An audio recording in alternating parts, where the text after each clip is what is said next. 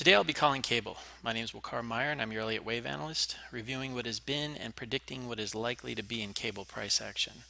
So since the last video, I basically said that I thought it was making a triangle. Third wave is ending right here where we've got 3. This is a 45-minute chart. Went down in a 535 for A, up in a 535 for B, and went down in what I think is a complex wave, right? So I think that this was a 535 and then there was a correction. I think this was 5, 3, and 5. So you can see since then, this is about where the video ended, it broke this trend line, and this is the trend line that connected 1 and 3 and then was moved down to the terminus of 2. So you can see that a portion of price broke the trend line. So that means that when price starts moving up again, when this fourth wave, what I think is going to be a triangle, is over, we will adjust the trend line, move it to the terminus of 3, and expect price to break that. So I'm going to zoom in here on a 9-minute chart, and as you can see, I think it made 1, 2, 3, 4, and here's a 5th wave up. I'm not sure that this 5th wave is complete.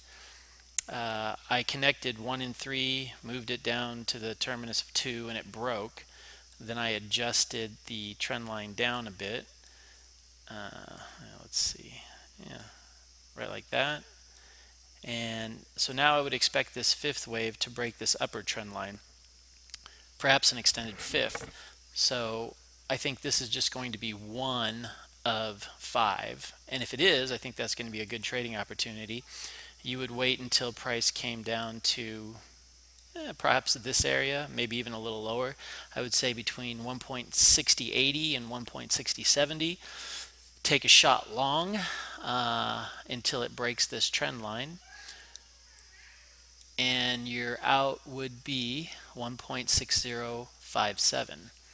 So I think you could probably pick up probably 100 pips and only risk about, what would that be, maybe is 20. So and just to give you the bigger picture, if I go to like a 6-hour chart,